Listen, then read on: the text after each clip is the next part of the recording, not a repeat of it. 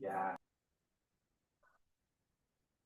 Okay, today we're going to talk about seller issues when listing properties, but prior to some additional things that I want to discuss prior to starting that I'm seeing a lot of issues with that we probably need to address. And one is the cancellation of the listing form. We're seeing more of that. So you as an agent, make sure that you stay in close contact with your client because that's becoming an issue. But if you do have to address the cancellation of listing form, remember there are several different places on the form to determine how you want to cancel that listing. Now, they do need manager or broker approval. So please, prior to canceling the listing, we might be able to find a solution to it. You can reach out to one of us. We're more than happy to assist you.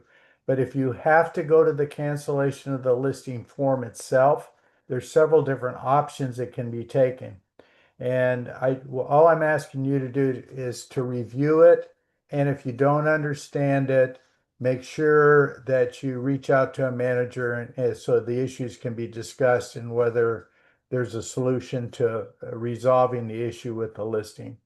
There's 4 different areas that could be checked, and they're all different.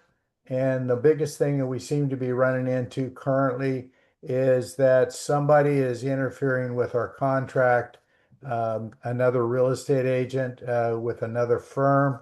And the only way that they can work on that property is with a full cancellation.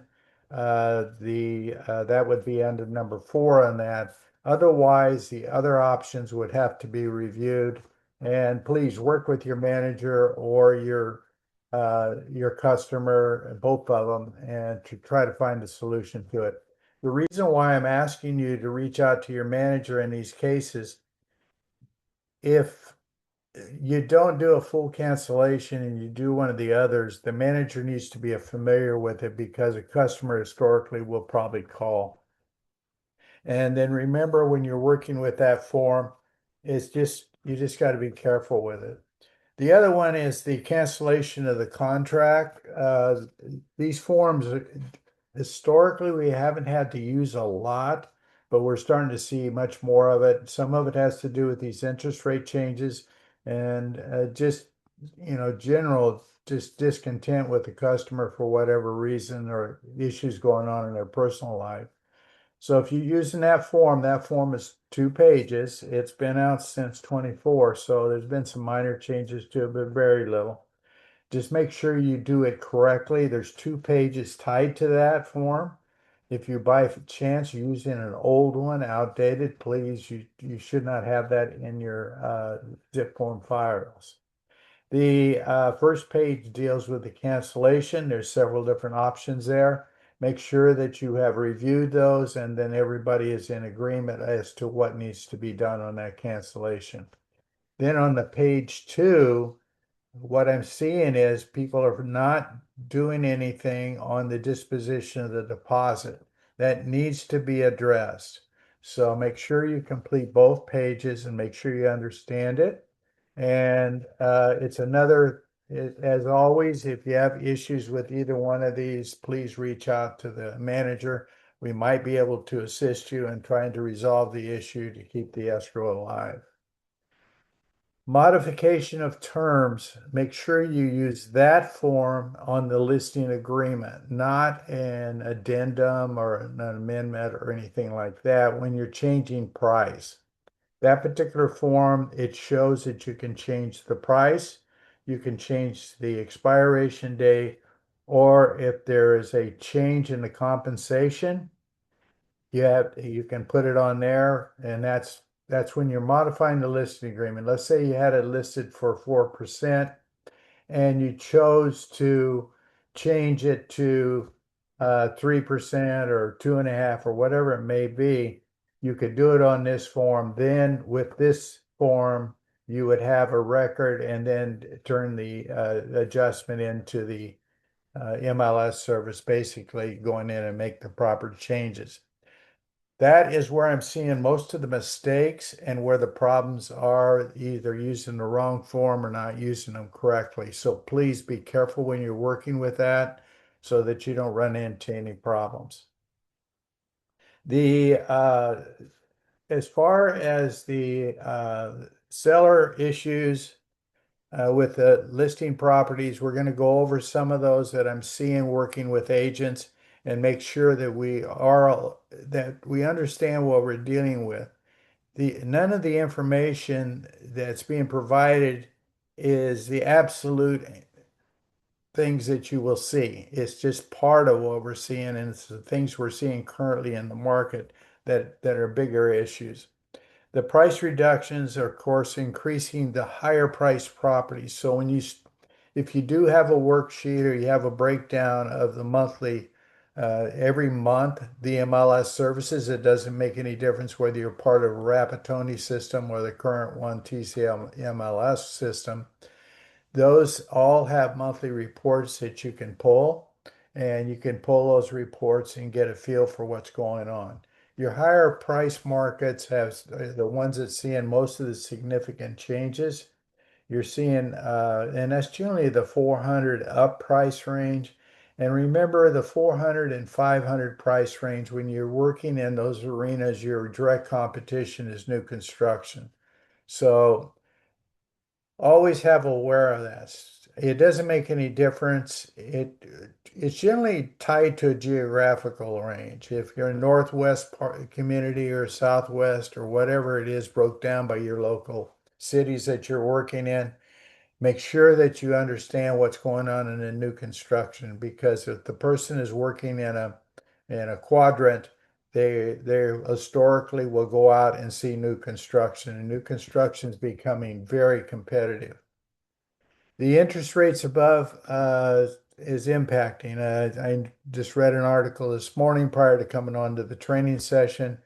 We have interest rates at 6.73 is continuing to increase and we're not seeing any relief in the near future. So uh, you got to be careful with it if you're working with a borderline client. If what's interesting about it from talking to agents, I've seen where a person qualifies for maybe a 6.25 interest rate and get a payment structure that's tied to that, but yet they go to new construction and new construction has been able to pop them up to a higher price point property with those same qualifying ratios. So apparently there's some latitude that's being given to new construction.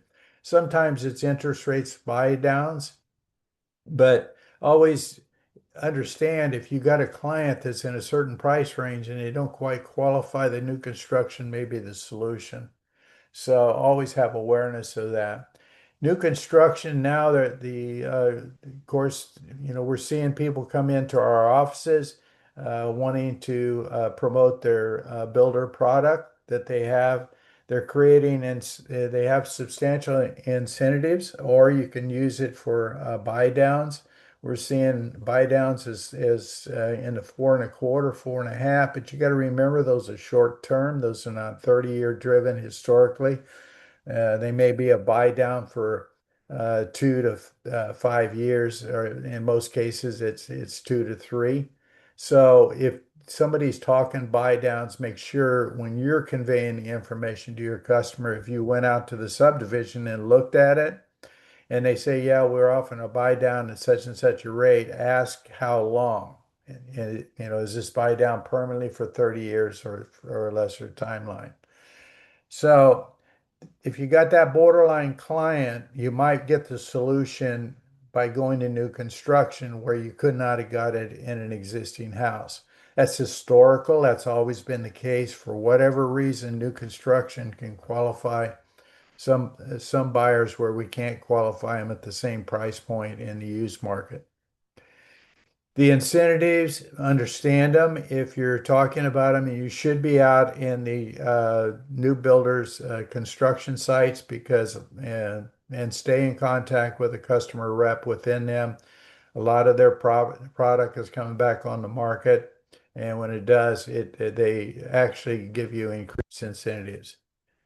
Make sure that you sign your client up. I know that they're starting to accept it by just calling or that you call back in. It historically can be a problem. We don't want to deal with it from a company standpoint.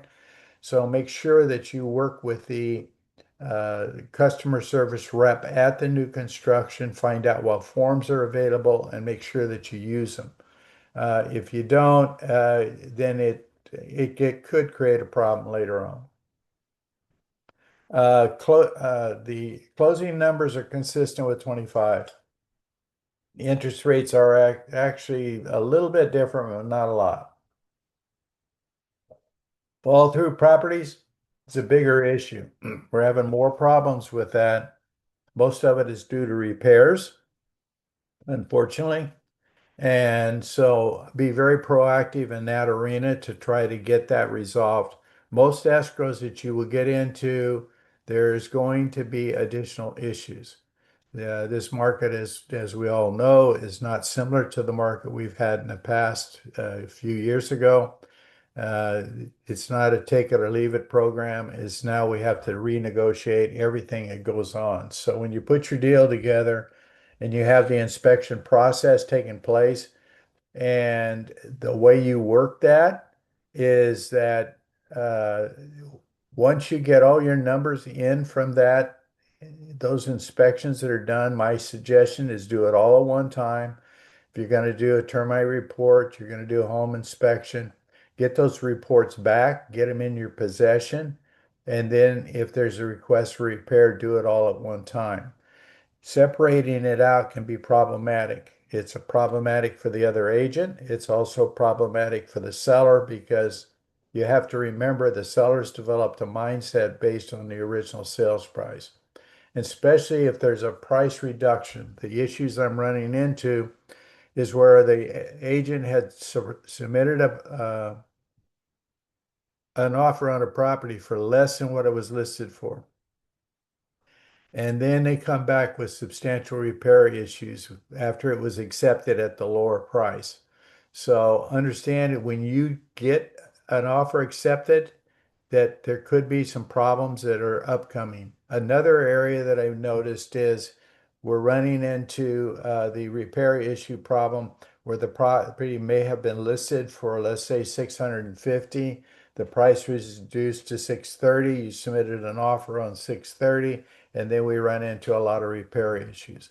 So it's part of negotiation. It's part of what you have to do in the current market, which you always should be a great negotiator. And if for some reason you need additional assistance, don't have a good understanding, then feel free to reach out to one of your managers and we'll assist you.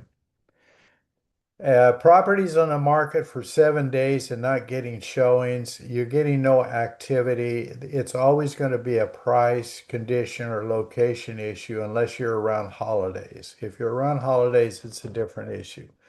But always gauge your market that way. And when I'm saying 7 days after you had it on the market, that means that you have completed all your pictures, you have put all your verbiage in, all your comments section, everything is in there complete and accurate. My recommendation to you is make sure you do it day one. Most of your responses that people are going in trying to find a house in a specific area in today's world are on the internet on a daily basis. So not having a complete listing with its best presentation that you can provide as an agent, then that's the way you should go. Taking personal pictures, putting them in there and waiting 5 or 6 or 7 days to put the maybe updated pictures from a professional photographer is not gonna generally go well. The customers historically do not go back into a listing. They basically look at it, see if it works for them. It's generally the first 6 pictures. If the first 6 pictures are the best pictures, then basically what they will do is continue looking at the additional pictures. There's nothing wrong with additional pictures, but historically you don't need more than probably 20 or 30. But if you so desire and you feel that there's a concern about more pictures, absolutely put them in.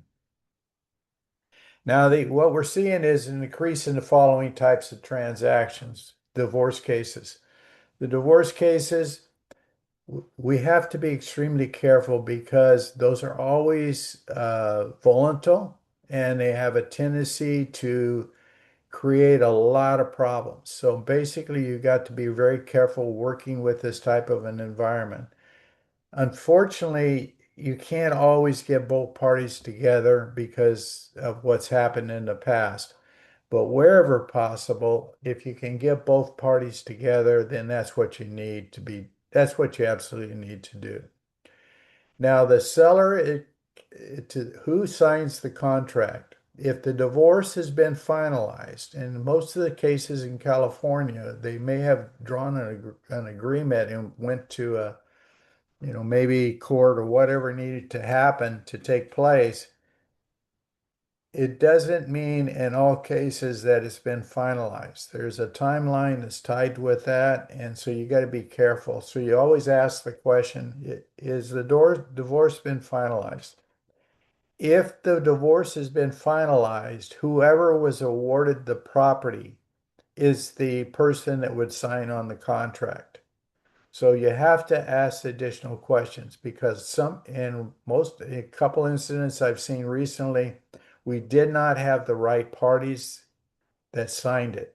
So if it's not finalized, it's going to require both buyer and seller signature on that contract.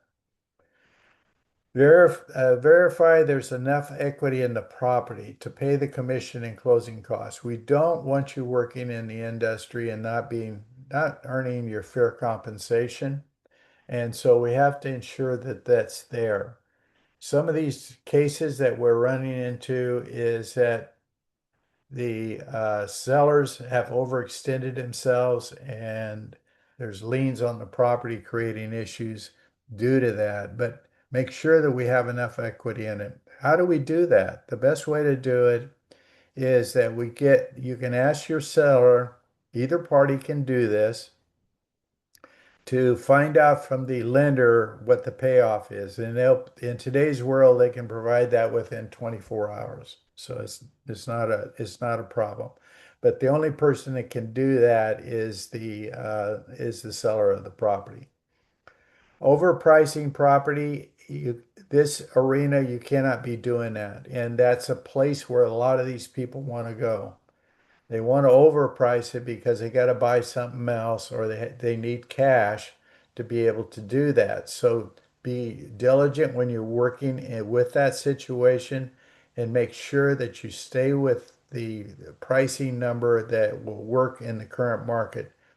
It becomes extremely difficult to get a price reduction when you're in dealing with divorce cases because in most cases, there's still issues going on between the sellers and they just don't agree. And sometimes it's just out of spite because one is extremely not happy with the other party.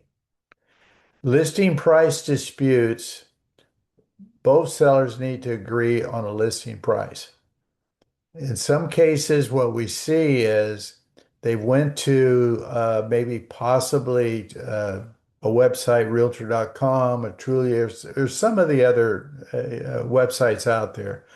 And in most cases, they don't have the same price point. And so then they start getting into a dispute over it. We have to get a uniform price to start working with.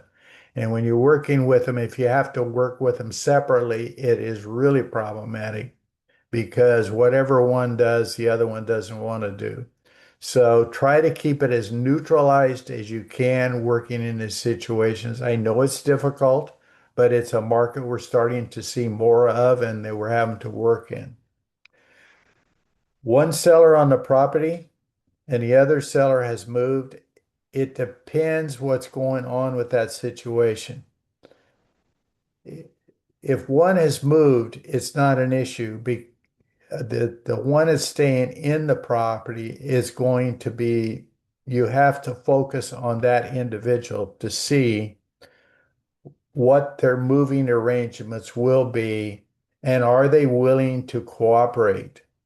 What we see on this sometimes is the seller that's staying in the property is creating obstacles, making it harder for us to find a solution to as far as the move is concerned once we get in escrow. So you need to touch bases with the seller that's staying in the property, that you have an understanding of how that's going to take place when the escrow comes to a closing.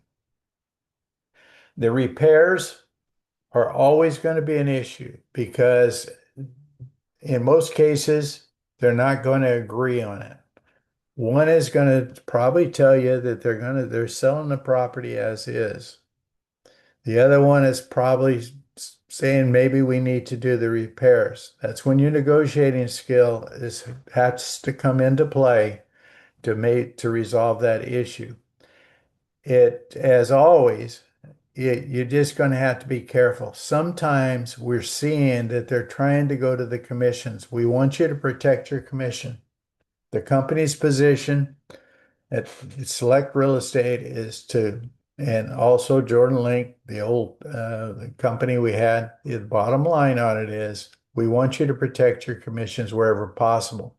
If for some reason that you have to make an adjustment to commissions, please reach out to your manager so the issue can be discussed and approved. Foreclosures. The foreclosures notice of defaults are increasing. If you happen to be looking at the notice of default filings or going into some of the websites that are showing those, you will see that there's a substantial increase in those areas.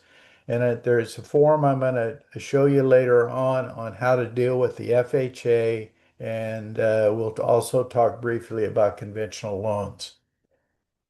The notice of default, you got to be extremely careful. If the notice of default has been filed, there is a timeline that starts. I always say give it 120 days, but generally, historically, it's a 90-day window and it starts rolling out. But things have a tendency to change all the time. I mean, the process is specific, but make sure you understand what the process is and where you're at within the process when you're dealing with this type of property. If you're dealing with one that's had a notice default, you have to price it to sell, and you have to price it generally underneath what the market is showing. So in other words, if you look at other properties geographically within the area, you're going to historically need to come in underneath that price point, because in some cases there's repair issues in these notice default properties. Things have been removed, things you're not going to get any repair work done. The notice default could have issues with solar issues. So there's a lot of things that could take place there. So make sure you push it underneath the price. The foreclosure sale date, 45 days or less, in most cases cannot be done. If it can be done, I need you to check with the lender to just determine if there can be a time extension if you do in fact get an offer on the property. So that's going to be very important. Some lenders have no flexibility, others do. Most lenders do not want properties back. Now, if the property's been purchased in the last 3 years.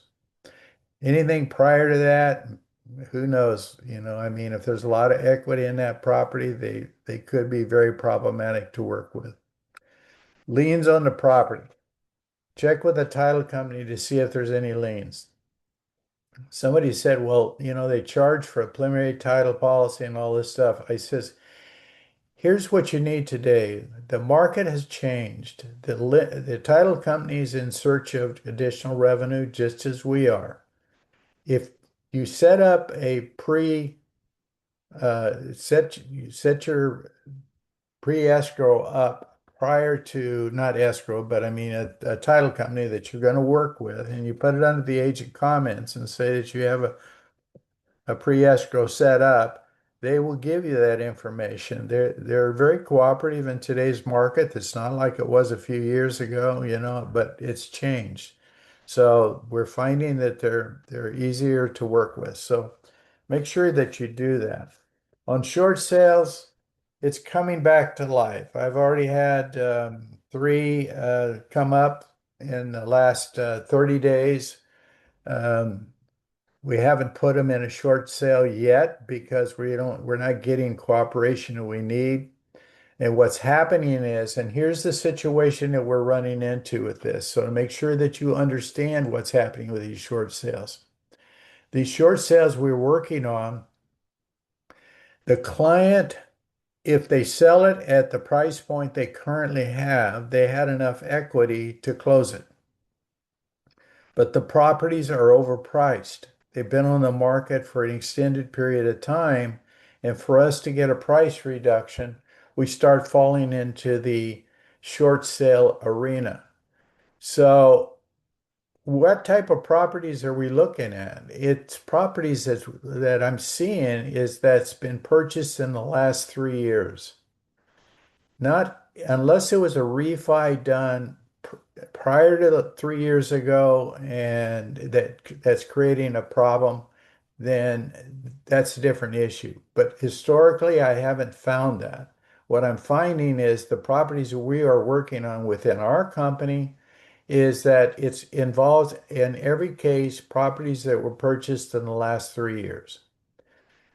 So what we have to do is we have to make sure there's enough equity, number one, to pay the closing costs and the commissions. We do not want you working on properties if there is no commissions to be gained. You know, it's your livelihood. We want you to maintain and we want to make sure that you get paid. So that's the first thing it would check. Then you're going to have to contact the lender for the short sale guidelines. And they're generally available on the website. So if you're working with a specific lender, they generally have some guidelines for their type. FHA is a little different, and that's why I'm putting a worksheet with this today so that you have an understanding of what we call a pre-foreclosure sale, which in essence is a short sale. Seller to provide authorization. Allow the agent to work with the lender. The clients historically don't want to be bothered with it if you can figure out how to, they just don't want to get involved with it. So they don't want to make payments in some cases. They just want you to take care of everything. So you get authorization. Once you get authorization, you can talk to the lender and find out how to process that particular type of sale. It depends on the sale. Now, if you're dealing with a short sale, keep the offer as clean as possible because lenders, they're not going to pay off seconds. Well, they could. It depends on what the circumstances. But in current past 3 years, we historically don't have a lot of seconds unless it involves maybe a USDA type loan or something familiar with that. But make sure that if you got solar on the property, it's going to be a biggie. You got to find out if that solar, that now the solar could be transferred, it's not a problem, but it is a problem if the solar is owned. So, and if it's a power agreement, it's not historically a problem. So those two are not historically a problem on the short sale transfer. But if it's solar owned, then it's another set of issues and it could kill the deal. My recommendation to you, if it is solar owned, I would not be putting a ton of effort into a short sale involving that type of situation because it's very problematic. FHA pre-foreclosure process, I've got a copy of that and I'm going to go over it with you. And it's understanding FHA short sales. Placing property on the market. It's always going to be subject to the short sale approval by the lender. So what happens on this?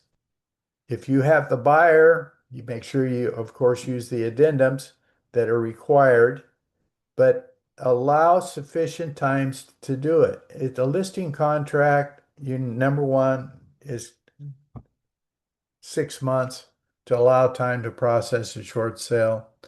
The purchase agreement, you need 90 days in most cases to make it work, to get through the process of doing it.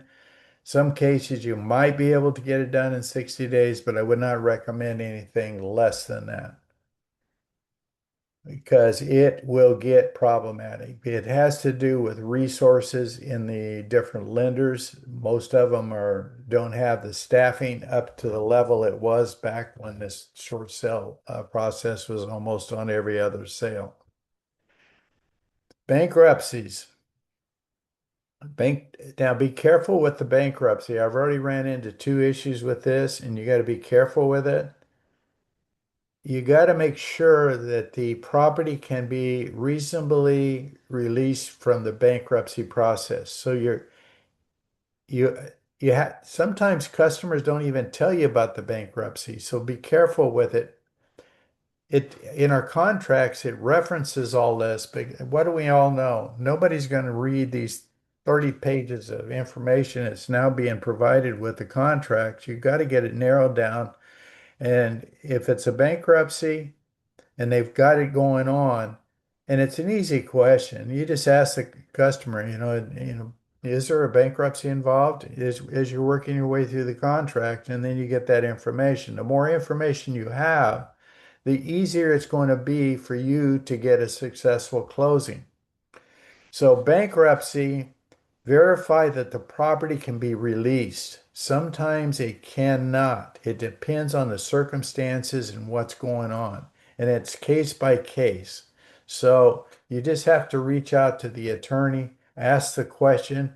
Trust me, they want to see the property sold so they can earn their compensation in that bankruptcy process. They're historically not an issue. Ensure there's equity in the property to pay closing costs and commissions. If there are not, then it's not going to be, the lenders are not going to be cooperative. And so in those type of cases, unless you moved it over to a short sale, and you can do a short sale and then with the bankruptcy process also going on. Very problematic, but it can be done. We historically have done it in the past. IRS tax lien on property will need to be paid. How do you handle that? It's, have they paid the taxes? Sometimes it's just a crazy problem, but IRS is hard to deal with. So if you know that there's an IRS tax lien, you can just about figure that you're going to be dealing with this thing for several months. It could be 4, 5, 6 months. The question is, does it have to be paid or can it be released? Now, if the customer has the money to pay it, then it's no longer an issue. They just chose not to pay it, but it will have to be cleared, or it's going to have to be released. Now, the way the IRS works, you would have to send them a copy of the closing statements that would be involved with that, even though you had contact with them prior to that, and they're going to generally take all the proceeds except for commissions and closing costs. Now that can vary. It's case by case. So you have to understand the issues with that. So if you know that there's an IRS tax lien, you have to understand what has to take place to make that work. It's a very slow process. IRS is hard to communicate with, but it can be done. The solar systems. The solar systems, you have to have a copy of the solar contract. You have to review the contract at time of the listing. Just today, I worked on two different solar situations that we have currently going on. The agent asked me to review the contracts, and I reviewed the contracts. And the reason why we do it this way is so we can get a plan of an attack if we've got the listing on how to facilitate the sale and make it work. But we have to understand it. We have to understand what we have. And sometimes agents don't understand it. And in most cases, they don't have a copy of the contract. My recommendation to you is the seller should have a copy of the contract and put it in your attachments in your listing. When you put your listing in the MLS, put that in the attachment. It saves a lot of time on your part by people requesting it prior to putting an offer in. Owners not making solar payments, it's got to be brought current prior to a transfer of a solar lease or a power agreements. So it shouldn't be an issue with a power agreement. It's a monthly billing type thing, and they're buying power from an individual, but the lease, it has to come current. And of course, if you're paying off a solar system, it would, it's going to be paid off, and those back payments would be taken care of during that time. This Have the buyer always contact the solar company. Getting into escrow is 17 days where you're having to remove your contingencies, and the buyer hasn't contacted the solar company is a problem. You would need a copy of the solar form. If the other agent doesn't have one, ask them to complete one and send one over to you. And then the buyer can intelligently reach out to the solar company, and if there's any issues in there that they're concerned about, they can address it directly. We don't want you doing that. You can generally reach out to them and you can make contact with them, but we want the buyer to facilitate any discussions involving solar. We don't want the liabilities tied to it. Type of solar agreement. It's either going to be owner, leased, or a power agreement. If the owner owns it, what we're finding is they're very difficult to transfer. It's getting harder and harder. We've had a couple that we've been able to facilitate, but it's been very difficult for the agent and to negotiate these because unfortunately we are in the middle of these things. The lease is not a problem. We've been no problems transferring the lease. The power agreement is no problem. We're having no problems transferring those. Now, on the solar owned, there is a company out of Washington that will do it, and they're the same company that originated it, but that's the only one I've ever seen. The seller not reducing the listing price, extended time on the market is problematic. Your first offer is going to be your best offer, but you have to have the property. You have to have it listed correctly. It's going to cost the seller. The seller may not realize it, may not understand it. But if the seller has motivation to sell, they should be able to work with you as long as you provide documentation to support what you're presenting. If you don't have documentation to support it, then it's going to become very problematic. So I am looking and monitoring what's going on currently in the market.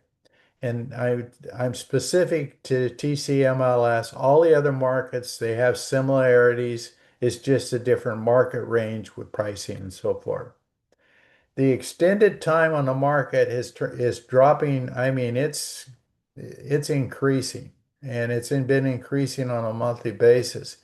So try to get your client, if you have the listing, if it's try to get it priced correctly.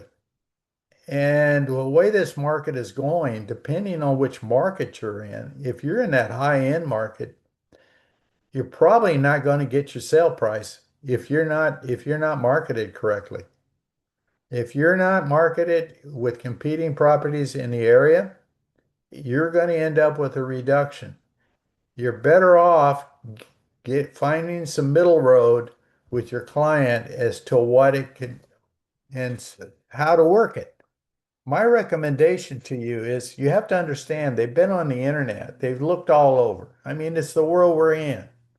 And they've also probably did reviews on individual agents. So they've done a lot of things. So some agents are saying, look, if I can't sell it in 3 or 4 weeks, I'm just canceling it. That's not what we want you to do. What we want you to do is let's try to work with the client, Make sure they have motivation to sell, and then let's get it priced correctly. And if you can get it slightly underneath the competing property that's in your neighborhood with similarities, then do it. Because sometimes, in most cases, your first week is going to get the best offers. When a property starts getting stale and setting on the market, that's when you're starting to see problematic situations where offers are coming in considerably less than what the properties are sold for. Somebody asked me, well, how much is the properties reducing? I'm seeing 40 to $50,000 price reductions in the higher price points, and that's above the 500 range. And I'm seeing in the 500 range down, the price points are reducing also, but it varies. Don't go with a $1,000 reduction. Don't play that game that new construction plays. That's just marketing. Raise it $1,000 and then reduce it $1,000. Don't do any of that. Find out where the market needs to be and stay there. You know, your marketing is different than what new construction marketing is. Comparable properties, agent to review weekly with the seller. You need to do it weekly. You have to know them that you're there for them. And the only time you call is when you're going to reduce the price. That doesn't go over well. So what you do is you talk to them about comparative properties. You talk about competing, who's competing, what the price is, what price reductions they've done. This is your line of communication. This is how you stay in contact. This is how you earn your compensation. So stay with it. Now, the condition of the property is always going to be an issue. So if you list a piece of property based on the competing properties in the area and they have substantial repair issues, it's not going to work. Because what's going to happen is somebody's going to come in, they're going to offer the full price, and especially people that do flip properties, then they're going to come back with a substantially lower price due to the repair issues. So price it accordingly. And then we want you to do more deals. We want you to be more successful. And the more you do, the better off we will be. Seller pricing their property. They're using internet information. You have to understand that. Somebody said, well, how do I compensate? How do I deal with that? You go on the internet and find out what it is. Because all of these situations you can find by just going on to various sites and see what it is. It doesn't mean you price your property based on that, because you got to remember that data is not necessarily correct. You know, they're a type of system. That's what, and you can't price them accordingly unless for whatever reason somebody visually knew the area or knew what was going on in there. Residential property contracts. Buyer's agent commission, seller reducing commissions in the counteroffer. Unfortunately, we're seeing it. Now, you got to be careful with it. I've had to deal with other real estate companies in recent times where people start playing games, or we do something that's not correct, or we fail to hit an X here and there. Make sure that everything is exactly the way it needs to be, and then you don't have to deal with that. You don't have to deal with that commission issue. Now, the most common problem I'm seeing now is that you're putting on your buyer's agreement asking for 3% compensation. Seller comes back and says, no, I'm going to do 2.5. Why do sellers do that? Because that's been in place for years, what the commission's been being. It's hard to push back to 3% when historically it's been 2.5. Even the agents are resisting it. So understand that. And if it comes back that way, remember you're going to have to do the buyer's form that you did for your commissions is going to have to be, that is in turn is also going to have to be reduced, because we're not having any success where you put a 3 in and they countered it back at 2, come back at 2 or 2.5, and ask your buyer to pay that compensation. They just don't have it because we're historically working with first-time home buyers. So understand the process. the title company is going to ask that for that amended form also. The seller counteroffers, you got to make sure you're seeing price, commission, seller credits to the buyers. It's a very common issue. So understand what you're dealing with. You're dealing with those things, and the seller's credits is becoming much more common. And the bottom line on it is these people are running out to new construction, and they know that these are common places, and so they're when they submit an offer on a used property, they're asking for it.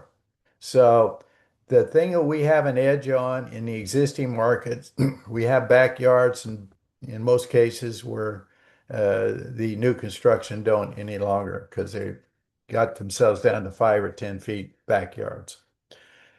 Closing escrow timeline. If you know there's issues with repairs, you get your escrow to 45 days. If you're having difficulty getting contractors into some of these jobs, and agents are calling me about it. The problem of it is we can't do anything about it. You got to work with the contractors that you're working with. And if you put a contractor on a short window, the pricing has a tendency to go up and it makes it harder to negotiate a reasonable price. Seller returning the property after closing, not moving a degree to the contract, that is ugly. Dealt with one not too long ago. It gets to be a problem. So make sure everybody's out, everybody understands what's going on, make sure everybody's in agreement. You can do a whole, you can there's different things, but if you know your seller, you know there's not a problem, then you should be okay. It generally has to do with rental property, so make sure that the property is vacant at closing. Seller attempting to cancel the listing. Yep. Understand the canceling listing form. I talked about when you first started today. There's 4 different options there. Make sure you determine which one that is going to be agreeable to all parties. Make sure you run it by your managers and everybody fully understands what you're dealing with. The contingency sales, I can tell seller wanting sale conditional finding another home. That's very problematic.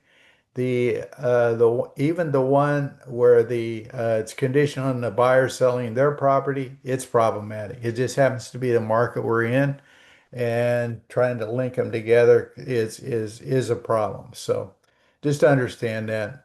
So let's go to that. The FHA short sale. Now I'm going to go through this process is taken right from their guidelines, and I simplified it a little bit, but generally it involves everything. Generally, it involves properties that sold in the last 3 years. So you're going to see this because here's what FHA has just recently been doing.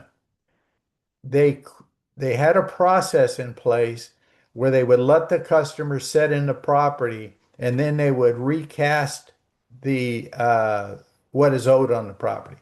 So if the property there was 300,000 owed on it and oh you can't make the payments, you could send a form in and they'd say, "Oh, okay, well, you don't have to make payments for the next few months." But what they did is they put it on the back end of that payoff demand.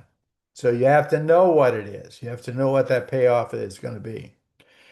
The FHA process is going to take you 4 to 6 months to complete if you're doing these type of short sales. You have to do it correctly. You can't just do a short sale agreement, go out and list it the next day and say, hey, it's conditioned upon me getting a HUD approval. You get the HUD approval in advance. So the owner has made no payments, and this is it. You have to be more than 30 days. It has to be 30 days delinquent. And so you have to make sure that, that if they're currently making payments, the process can be done, but it's a different set of rules. This one I'm only talking about where they have made the payments, may have gone on for 3 or 6 months or whatever it might be. Owner to contact the lender requesting pre-foreclosure approval. So you have to know who the the lender is. If they have HUD properties that they're dealing with, they will give the guidance on how. Excuse me, hold on a second. Gotta have a drink of water. Apologize. So there's a letter that has to be done. It's a HUD approval short sale letter to market property. It will stop the foreclosure for 120 days. That gives you the time sequence you need. But to get the approval sometimes takes 30 to 60 days. So that's the reason why I'm saying push it out to 6 months. For Mark, and we've had quite a bit of success with this, and this will come back up because any of these properties that sold in the last 3 years, if they went FHA, they probably don't have any equity enough to pay the commissions and closing costs. So the approval letter includes the appraisal value. That's what you're going to have to list the property for. The letter will also include a minimum acceptable terms of the sale, and it's all stipulated in. Agent will list property based on HUD appraisal. Acceptable terms will be included in the pre-approval letter. In other words, don't submit anything that doesn't fall within that pre-approval letter. Offers will be submitted to homeowner's lender for approval of offer. All offers will be determined based on net proceeds payable to HUD. Now, the net proceeds, it takes in everything, commissions, closing costs, whatever it might be. That's that net number. Now, if it doesn't sell in the first 30 days, 31 to 60 days, you have to get 86% of the appraisal. And then if it hasn't sold in the last 60 days, you have to get 84% of the appraisal. Somebody said, well, who's doing the appraisal? They will take care of the appraisal. They will pay the cost for the appraisal. So you don't have to address that. Use the RPA contract for the short sale disclosure. Submit to the seller's lender for approval. And you have to wait until they send out a letter to you. And when they send out a letter to you, then you submit the property for listing. Somebody said, can I attach that form? Yes, you can. There's no problem with that. We don't historically do that. In other words, we don't historically put it with the attachments. I don't recommend it, but could the other agent demand it? Yes, they could. We could provide it. It's not a big deal. The Of course, when you're working with this, you're going to have to make sure you understand what you have. So check with the title company to make sure there's no additional liens on the property. Make sure that you understand the solar. The solar is going to have to be leased or it's going to have to be a power agreement to work in this process. HUD does not approve the payoff in those particular programs, unfortunately. So if the buyer wanted to buy it, then that's a different scenario. In other words, if you have an investor buying the property and they say, look, it's got whatever it's got on it, I'll take care of that. That's different. The only thing you need to be concerned with is those net proceed numbers when you're working on these properties. So basically, you're working with a conventional lender. This is for HUD. If you're working with a conventional lender, then here's the scenario. The conventional lenders, if it's a Fannie Mae, Freddie Mac product, you can go into you reach out to the lender, and most lenders have the short sale in place on their website and follow the process. They're different. Now, those can be handled differently. And the way those are handled is that once you secured an offer, you could submit the offer to them. You don't have to have a preset sales price with that type of transaction, which is different than HUD. But in most cases, what you're going to be looking at is HUD. So you check with that lender, find out if it's conventional loan, find out what the process is. The reason why I'm telling you, you probably won't see a house involving a conventional loan because in the last 3 years, most properties had to have 20% down for financing purposes. You could theoretically see one in the last 3 years. It had 95% financing. That one could come to play. You can see also VA has their own program. And VA, you just go into the VA website and it provides the information for that. A person can purchase these properties. They don't have to be a veteran. They can be a non-veteran, and but they have their own specific program for the transfer of that particular property. So this is where the market is eventually will kind of settle in if we can't get these interest rates down and get more people involved in purchasing properties. It's a tough market out there. Do understand it. You guys are doing a great job. Appreciate each and every one of you. The company is here to assist you. Uh, since we moved over to Select, there's a lot more training programs that are in place along with the C21s. And reach out to the expertise within the company as an overall, and more than happy to assist you. So everybody have a great day. Thanks for coming on today. Appreciate it. And if you need any help or you in assistance, feel free to give me a call. Thank you. Have